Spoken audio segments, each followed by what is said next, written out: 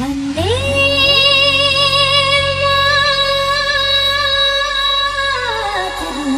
सुजलां सुफलां मलयजशीतलां सस्यश्यामलां मातरं वन्दे मातरम्।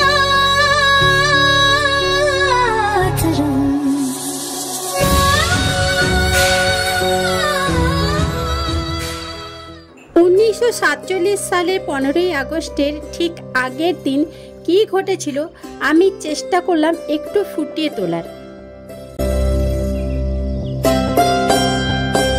1947 সালে 14ই আগস্ট 12টা বাজতে যখন আর কয়েক মিনিট বাকি, পণ্ডিত জওহরলাল নেহেরু দুটি লাইন দিয়ে তার ভাষণ শুরু করলেন।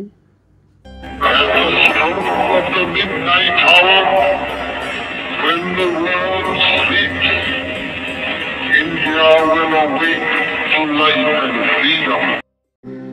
কয়েক মিনিট পরে 12টা বাজলো। দেশ স্বতন্ত্র হলো। পরদিন 15ই আগস্ট।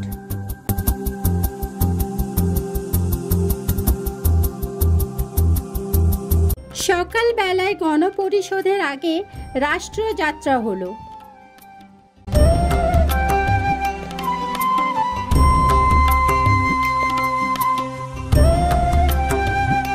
সকাল 10:30টায় গণপরিষদের জাতীয় পতাকা উত্তোলন হলো।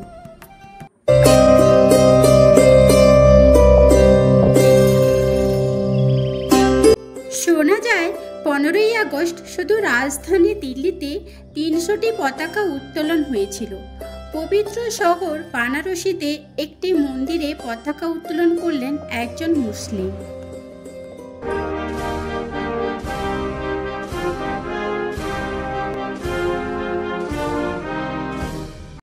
স্বাধীনতার সময় আইন হয় ভারতের জাতীয় পতাকাটি তৈরির জন্য ব্যবহৃত হবে একমাত্র খাদি এবং অন্য উপাদানে তৈরির পতাকা আকাশে উড়লে জরিমানা সহ 3 বছরের কারাদণ্ড হবে। 1947 সালে 15ই আগস্ট গান্ধীজি স্বাধীনতার উৎসবে যোগদান দেননি। তিনি 24 ঘন্টা অনশন করেছিলেন। বছরের পর বছর ধরে যেসব ব্যর্থ বেদনার বোধ লোকের মনে চাপা পড়েছিল তা যেন একটার পর একটা শহর ফেটে পড়ল উচ্ছ্বাসিত আবেগের মধ্য দিয়ে।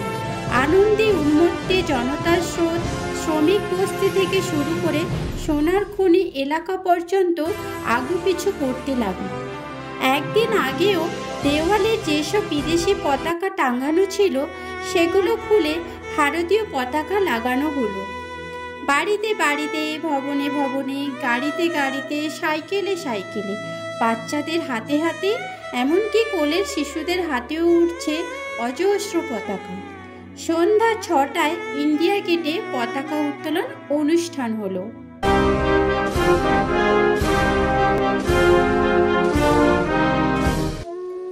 সেদিন একদিকে যেমন চলছিল দীপমালা, নৈশভোজ ও আতশবাজির উৎসব, তেমনি আরেক দিকে চলছিল ভারত ভাগ, হিন্দু ও মুসলমানের দাঙ্গা উৎসব, চারিদিকে না খেতে পেয়ে মরে যাওয়ার উৎসব।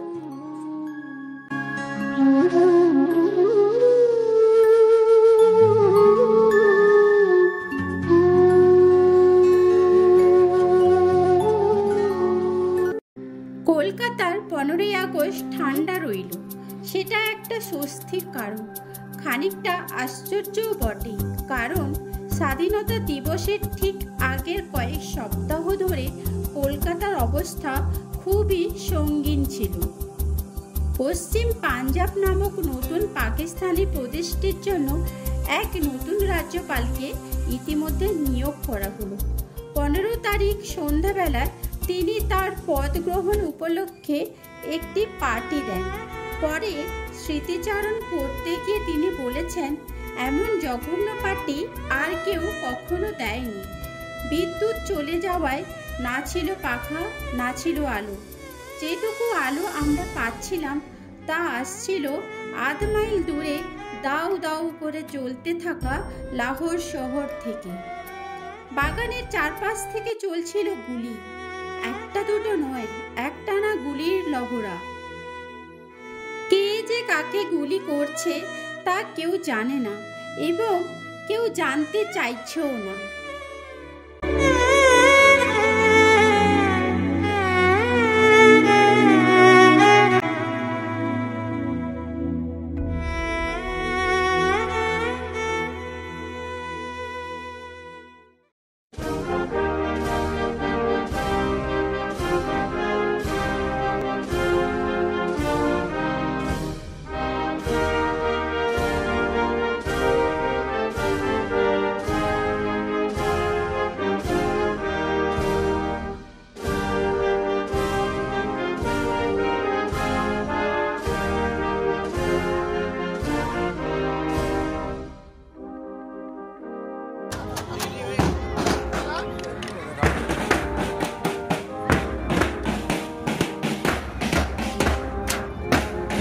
वंदे